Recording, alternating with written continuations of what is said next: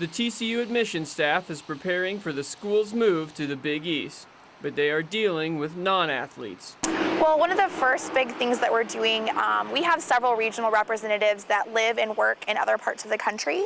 We currently have one who lives in California and works on the West Coast. We have one who lives in Chicago and works with the Upper Midwest, and one who lives and works in Houston and works with students from that area. So we're planning to add a representative, most likely who works with the Northeast. Nixon said they have already seen more applications from the East Coast. I think we've seen some increases in the Northeast, and I would expect that to keep increasing as we make our official move to the Big East and have even more exposure out on the East Coast.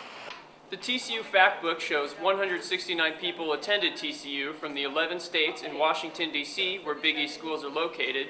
That number increased 63% to 268 in 2010. Athletic Director Chris Del Conte agrees the move will bring in more East Coast students. Going to the Rose Bowl, not playing out west, has created a great buzz of TCU West.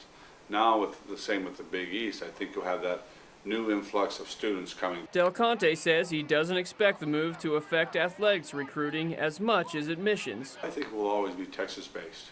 We have to. The state of Texas produces so many student athletes. So this is going to be our main focus. He says men's basketball may be an exception, where this year's NCAA champion UConn and the Big East are a powerhouse. I think in men's basketball specifically, you'll probably have a little bit of a, hey, there's a guy that's a tweener, doesn't necessarily doesn't want to go to a Big East school that's close to home. We could probably get to come down here, sure. But even in the Big East, he says recruiting will still be based in Texas. Trying to pull someone out of the Big East would be a little bit difficult in that country, just because 15 of those schools are in the eastern market. You know what I mean? South Florida's kind of like us, they're an outlier.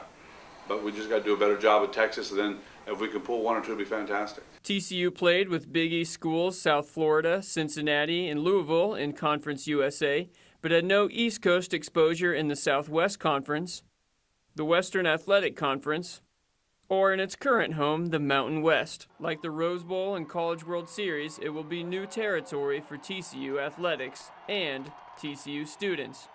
David Stein, TCU News Now.